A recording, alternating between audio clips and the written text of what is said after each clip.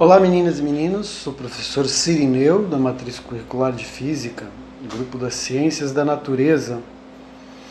Então, nesse momento, nessa aula, eu vou fazer uma breve recapitulação dos assuntos, né, os principais temas que nós vimos no segundo ano. Né, desde o início lá do ano, né, nós estamos no módulo remoto, e eu tenho disponibilizado diversas aulas, né, videoaulas gravadas de todos os temas que nós trabalhamos até agora, e estão disponíveis lá no Classroom, estão disponíveis também no YouTube, né, onde eu dou sempre lá o link do canal, né, canal do Professor Online. E vocês têm, a qualquer momento que tenha oportunidade de estudar, você pode entrar lá nos documentos do Classroom e fazer o uso dessas aulas então. Também eu coloco sempre disponível lá no formato PDF e no formato Word, né, documentos, né, textos na forma resumida e na forma também original lá do livro, para vocês terem material de apoio, certo? Listas de exercícios, problemas, exemplos corrigidos, atividades de forma geral. E nessa aula eu vou fazer uma pequena recapitulação do assunto de calorimetria e termologia, certo? Então vamos fazer essa pequena recapitulação e aí vocês podem resolver os exercícios que eu deixei com resposta lá no Classroom para praticar um pouco mais, né? Só com a prática mesmo, para memorizar as funções, as formas, os conceitos. Bom, então vamos... Continuando então com a nossa recapitulação de temas, né, de conteúdos, vou fazer uma abordagem aqui de forma mais resumida, né, não daquela forma mais dissertativa que eu fiz lá no início, nas outras videoaulas, fazer de forma que seja mais objetiva, mais rápida. Falar um pouquinho do tema de termologia, né, e o tema de calorimetria. Né. Os dois conceitos na termologia, nós vamos ver o conceito de temperatura, as formas de medida de temperatura, e na calorimetria nós vamos ver as medidas de calor, né, as trocas de calor lá dentro dos estados físicos da matéria. Então a termologia estuda a temperatura, né, os conceitos ligados à temperatura, e as escalas de temperatura e o conceito físico de calor. Então, temperatura, lá no início eu mostrei para vocês, nas outras videoaulas, que trata da agitação molecular, né? Então as partículas, elas recebem energia, e quando recebem energia, elas aumentam, né, a vibração. E essa vibração é o conceito de temperatura. Então, o estado de agitação molecular, a energia cinética das moléculas, a vibração molecular, né, tem várias formas que você pode definir o conceito de temperatura. O mais usual aí é a agitação molecular, estado de agitação molecular ou vibração molecular, que é a energia cinética média das moléculas. Então elas agitam, aumenta a energia interna, elas diminuem a agitação, diminui a energia interna, portanto diminui a temperatura. E a medida de temperatura é feita por um instrumento muito usual hoje no mundo, é o termômetro clínico, mas tem outros termômetros, né? Tem vários termômetros que é usado para medida de temperatura. Os termômetros mais comuns, né? Eu tenho aqui, por exemplo, um modelo de termômetro, né? Eu tenho a escalinha de medida, aqui eu tenho uma escala Fahrenheit, uma escala Celsius. Então esse termômetro ele tem duas escalas de medida, são números diferentes, né? Mas a escala, mesmo tendo números diferentes, elas vão apresentar a mesma temperatura, certo? O que é a temperatura? Estado de agitação molecular. Então a escala de medida, ela é uma escala que pode ser uma escala de formato numérico, dependendo da construção dela, né? Enquanto nós podemos estabelecer um conceito, né, para a temperatura. Então, nesse caso aqui, nós temos um fluido dentro de uma coluna, né, uma coluna de vidro, e esse fluido ele vai aumentar aqui a altura dele, né, a medida, dependendo da agitação molecular que estiver nesse ponto aqui, né? Então, dependendo se minha mão está a uma temperatura maior, então vai fornecer calor para o mercúrio, que está a uma temperatura menor, e ele vai, através da agitação, vai aumentar o espaço entre as moléculas e ele acaba crescendo essa coluna, né? Então essas escalas são aleatórias, né? Dependendo do tipo. Mas tem uma escala que é construída com base numa teoria científica, certo? Então os termômetros são os instrumentos que medem temperatura e nós temos as escalas de temperatura. A escala mais usada no mundo é a escala que é a Celsius, tá? Por isso a letra C aqui, ó, em homenagem ao sueco Anders Celsius. Tem a escala também muito usada no mundo, que é a escala Fahrenheit, que é com essa letra F aqui, simbolizando o alemão Gabriel Daniel Fahrenheit.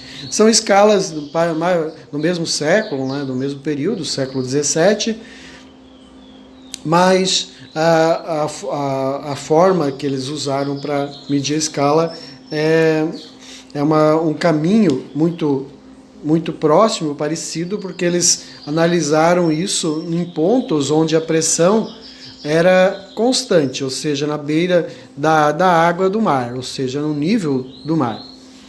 Então, usando como parâmetro o nível do mar, eles construíram suas escalas. E aí a escala medida mais comum no mundo é a escala Celsius. E existe uma relação, existe uma forma de você transformar uma medida, já que os números são diferentes, mas a vibração é a mesma, né? A vibração molecular é a mesma, devido à pressão ser a mesma. Então, as escalas elas têm uma conversão, né? A conversão de escalas, para você fazer a conversão de unidades, você vai usar aquelas fórmulas que nós já definimos lá nos outros momentos, né? A escala Celsius ela vai de 0 a 100, né? A escala de medida, 0 a 100 graus, 0 para água congelando e 100 para água fervendo, certo? A escala Fahrenheit ela vai de 32 graus até 212, então tem 180 partes, enquanto a Celsius tem 100 partes. E temos uma escala, um termômetro, né? Um termômetro que tem uma escala do sistema internacional, que é a escala Kelvin. Aí a escala Kelvin, ela mede a vibração molecular desde o estado zero de agitação, ou seja, nada poderia se mover, então é o 0 Kelvin, até o 273, que equivale a 32, o gelo no Fahrenheit, 273 equivale a 0 grau Celsius, tá? Então, e vai até 373. Então tem uma escala científica e tem duas relativas. As relativas é que não obedecem uma teoria científica. A Celsius e a Fahrenheit, tá certo? Então a escala de conversão, né, nós temos lá uma formulazinha de converter a temperatura, aí você tem lá a temperatura em graus Celsius sobre os 5. Então essa seria uma parte da função. Se tu quiser converter para Fahrenheit, então a definição que nós fizemos, que temperatura Fahrenheit. Como a temperatura Fahrenheit, o 0 Celsius é 32 Fahrenheit, então aqui teria que ter menos 32. E aí, como tem 180 partes iguais, simplificando, vai ficar sobre 9. Então, para você converter de Celsius para Fahrenheit ou de Fahrenheit para Celsius. Ainda, nós temos uma escala científica chamada escala Kelvin. E essa escala internacional, ela é com 273 partes iguais. Portanto, quando for 32 no Celsius, o gelo, ou Fahrenheit, vai ser 0 na escala Celsius. E vai ser 273 na escala Kelvin. Então, aqui nós temos a temperatura em Kelvin, como ela mede o estado de vibração molecular é unidade de temperatura, não é em graus como a escala Fahrenheit e Celsius. Então, menos 273. Como tem 100 partes iguais, 273 gelo a 373 vapor, então tem 5 aqui também. É 100 partes iguais, simplificando tudo por 20, deu 9 aqui, aqui 5 e aqui 5. Existe uma relação bem comum, né, que você pode usar, a escala Celsius e a escala Kelvin, a escala Fahrenheit e a escala... Então, quando tu vai converter de Fahrenheit para Kelvin, você usa só essa parte da equação. Quando tu quer converter de Fahrenheit para Celsius, você só usa essa parte da equação. Então, essa é a parte de temperatura. E calor. Calor, no conceito que eu passei para vocês, é uma forma de energia. É uma energia, essa energia é transferida se houver diferenças de temperatura num sistema ou entre dois corpos ou mais, né? Então, se houver diferença de temperatura, essa energia é transferida. Então, a transferência ocorre sempre que houver diferença de temperatura. Transferência se houver diferença de temperatura. Sempre que houver diferença de temperatura, o calor é transferido. Quando chegar à mesma temperatura, ou seja, quando o sistema estiver na mesma temperatura, então há o equilíbrio térmico. Nesse caso aqui, as temperaturas serão iguais, não haverá mais transferência de energia na forma de calor. Essa energia na forma de calor aqui é conhecida como infravermelha, ou infravermelho, tá? É a forma de radiação infravermelha. Infravermelha. Radiação infravermelha. Então, a radiação infravermelha, ou vermelho, é a forma de energia chamada de calor. Bom, então essa é a parte de termologia, onde nós estudamos os conceitos e as escalas de temperatura e o conceito de energia, de propagação de energia. Outro tema que eu mostrei para vocês é a calorimetria. E dentro desse tema de calorimetria, então, nós vimos o conceito de calor, de trocas de calor, tá? E o calor sensível é a forma de transferência de energia, né, na matéria. Essa forma de calor, ela é somente quando há variação de temperatura. Então, quando a matéria está recebendo ou perdendo calor, a substância ou a matéria, ela está cedendo ou está recebendo calor sensível. Então, o calor sensível é o calor que faz variar a temperatura sem mudança de estado físico. Não há mudança de estado físico, portanto. A equação fundamental da calorimetria, essa equação fundamental, ela mede a quantidade, né? Esse que é a quantidade de calor que vai ser transferida na matéria. A quantidade de calor depende da massa, do calor específico e da variação ΔT de temperatura. O ΔT, por definição, gente, o ΔT é a temperatura, então a variação de temperatura seria a temperatura final menos a temperatura inicial.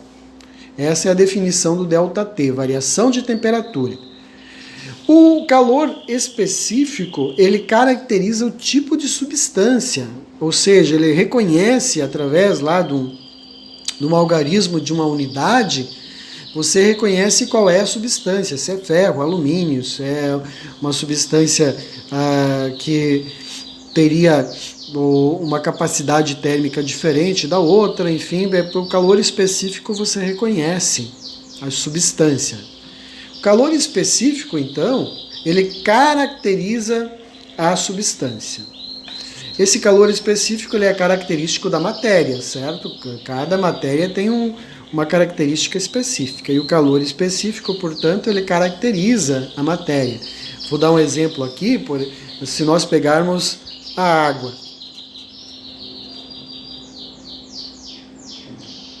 Então, ao nível do mar, a água tem um calor específico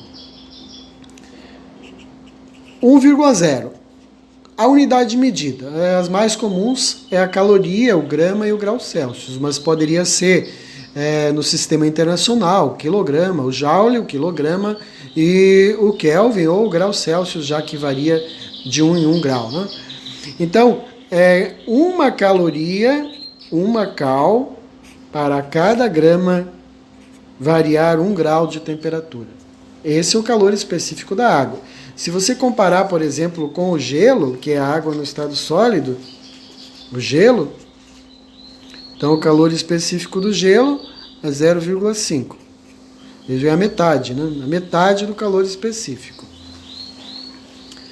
Então o gelo ele seria um isolante comparado com a água no estado líquido. Então a água ela demora mais tempo para aquecer, precisa mais caloria para aquecer, para variar 1 grau. Enquanto o gelo precisa apenas de meia caloria para variar 1 grau, meia caloria para variar 1 grau, o gelo precisa, a água precisa 1 caloria. E assim você distingue as substâncias, né? Então, é o que nós podemos atribuir, né? Se tu pegasse, por exemplo, como exemplo, pegasse 100 gramas de água, para variar, por exemplo, 50 graus, quantas calorias seriam necessárias para variar 50 graus? Então eu utilizo a equação fundamental aqui, a equação da calorimetria, chamada equação fundamental. Eu tenho a massa, eu tenho a temperatura, né, a variação de temperatura, eu já dei aqui, variou 50 graus, poderia ser de 0 a 50 ou de 50 até 100. E a água tem um calor específico que é 1. Aí eu aplico a equação fundamental da calorimetria. Calor sensível mede a quantidade de calor para variar a temperatura. Então ficaria massa, qual é a massa? Massa é 100 gramas. Calor específico, qual é o calor específico? Da água é 1. E o ΔT, que é a variação de temperatura, nós atribuímos que varia 50 graus. Então a quantidade de calor vai ser 100 gramas, 1 caloria por grama para variar 1 grau e variou 50 graus. Então quando você multiplicar aqui 100 vezes 1 é 100, vezes 50, nós vamos ter uma quantidade de calor que vai ser 5.000 calorias. Certo? Então precisa 5.000 calorias ao nível do mar, né? Se tu subir, por exemplo, numa montanha, a água vai congelar antes de 0 grau, ou vai congelar, e isso vai fazer com que você tenha que fornecer mais energia para a água. Por exemplo, então lá, aqui se congela, o nível do mar congela a 0 grau, na montanha vai congelar antes, vai congelar lá a -1, por exemplo. Né? Isso é um valor aleatório, né? Varia muito com a altura. Então precisaria muito mais energia no alto de uma montanha, onde a água congela a -1 grau. Precisaria muito mais calorias, né, para aquecer a água até 50 graus. E o outro conceito da calorimetria que foi mostrado para vocês é o conceito de...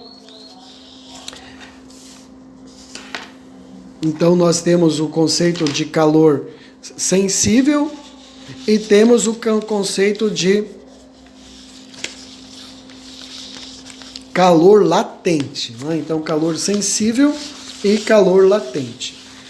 Dentro da calorimetria, então, nós temos o calor latente, né? O calor latente, ele é o calor que faz com que a matéria mude o estado físico, sem variar a temperatura. Então, se nós compararmos com o calor sensível variava a temperatura quando a matéria recebia o calor e não mudava o estado físico. Já o calor latente, ele é o calor que faz mudar o estado físico sem variar a temperatura. Não há variação de temperatura. Então, enquanto o gelo estiver fundindo ou enquanto a água estiver congelando, ela não vai variar a sua temperatura ao nível do mar considerando que não pode variar a pressão, né? Se variar a pressão, vai variar a temperatura que vai ocorrer a mudança de estado físico, né? Então, sem mudança de estado físico. O diagrama mais comum, né, dos estados físicos da matéria, que é o sólido, o líquido e o gasoso, lá nós temos o diagrama onde que a matéria recebe calor, né, ela aquece, então ela vai mudando o estado físico do sólido para o líquido, do líquido para o gasoso. Se a matéria perde calor, ou ela cede calor, então ela vai mudando de estado físico do gasoso para o líquido, ou do líquido para o sólido. Se você, por exemplo, tiver alguma substância como conhecidas que não passa pelo estado líquido, então ela perde calor, ou ela recebe calor, ou ela perde calor, sem passar pelo estado líquido. A naftalina, né, é uma substância que não passa pelo estado líquido. Então ela aquece do sólido para o vapor. Ela perde calor, ela resfria do vapor para o sólido, mas não passa para o líquido. Aí só para recordar que a fusão, né, do sólido para o líquido é a fusão, do líquido para o gasoso é a evaporação ou a ebulição. A evaporação é lenta, a ebulição é rápida.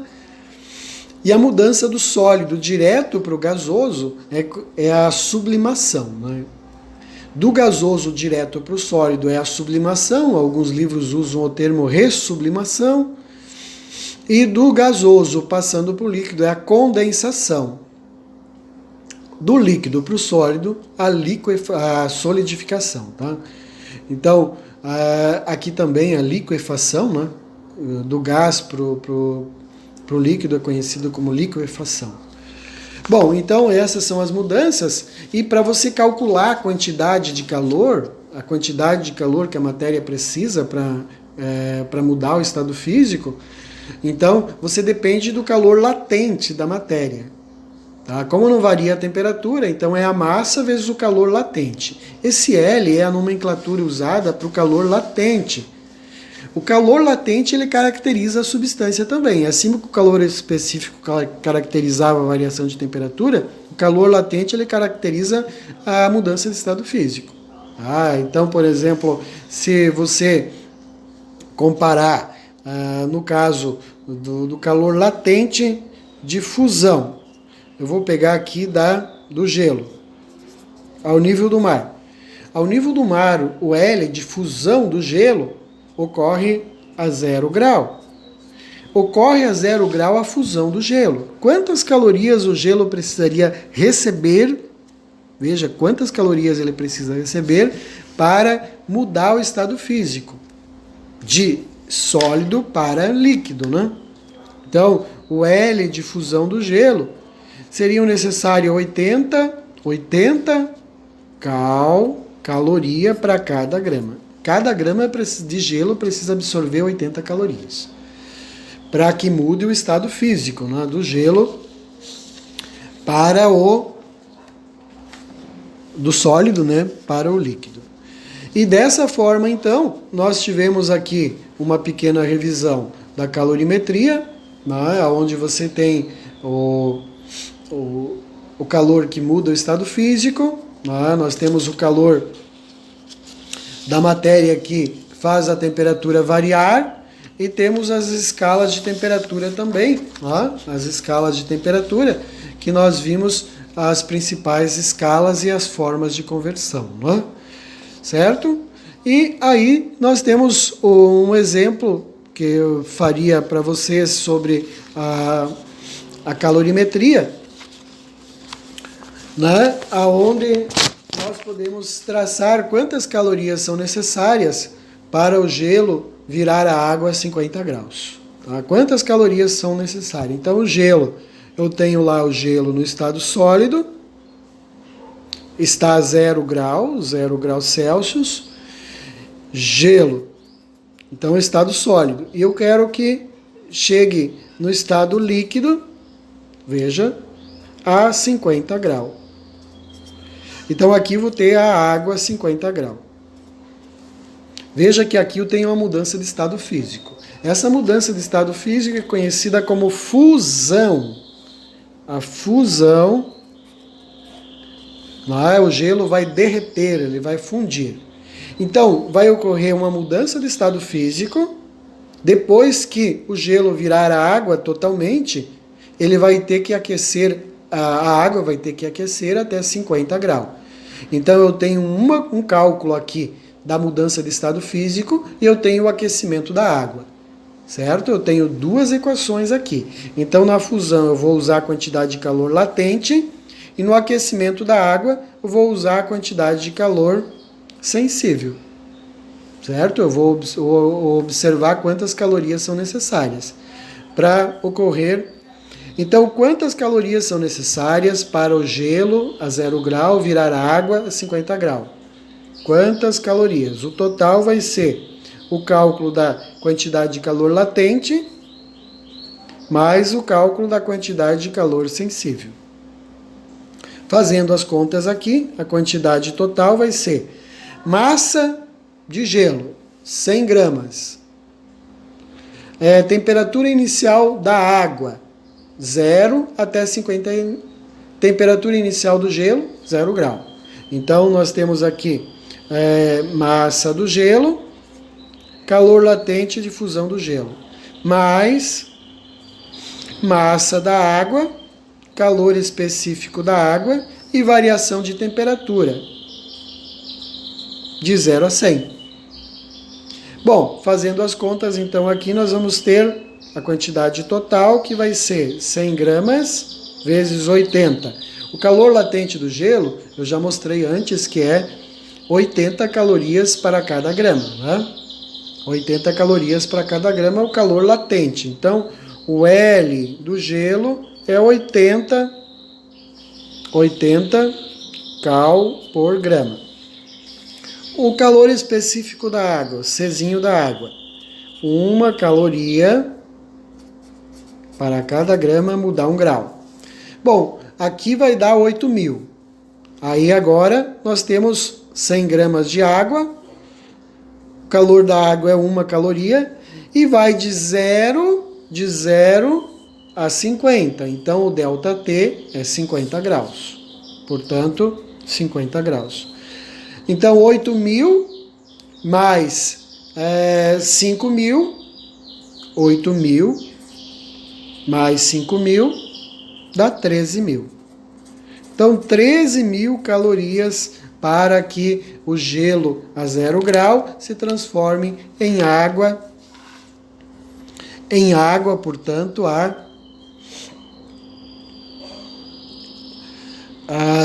50 graus. Tá, então 0 grau aqui, começou aqui, né? Nós começamos aqui nossa curva, nós vamos chegar a 50 graus, de 0 a 50. Então eu vou colocar aqui, ó, 50 graus. De 0 a 50 graus. Aí nós temos a quantidade inicial, que é 8.000. Tá? A quantidade inicial é 8.000. Depois vai ter mais 5.000. Então a quantidade inicial é 8.000.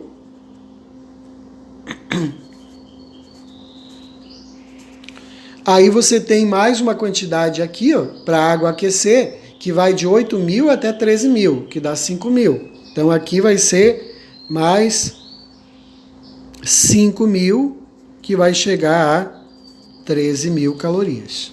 Certo?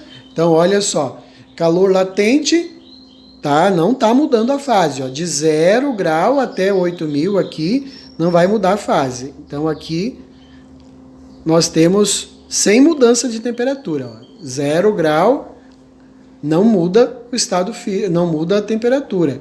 Aí de 50 nós vamos até 13.000. Aí vai haver o aquecimento de 0 até 50. Então vamos traçar a curva aqui, ó, de 50 graus e vai até 13.000. Certo? E agora eu vou ligar os pontos aqui. Ó. Terminou aqui a fusão, aquece a água. E aí pode continuar o aquecimento até a análise final. Bom, então, vejam que eu fiz o cálculo aqui, né, de quantas calorias seriam necessárias para transformar 100 gramas de gelo de 0 grau a 50 graus. Ficou mais longo que eu queria, mas essa é a revisão sobre a calorimetria e a termologia. Ficamos por aqui, até a próxima.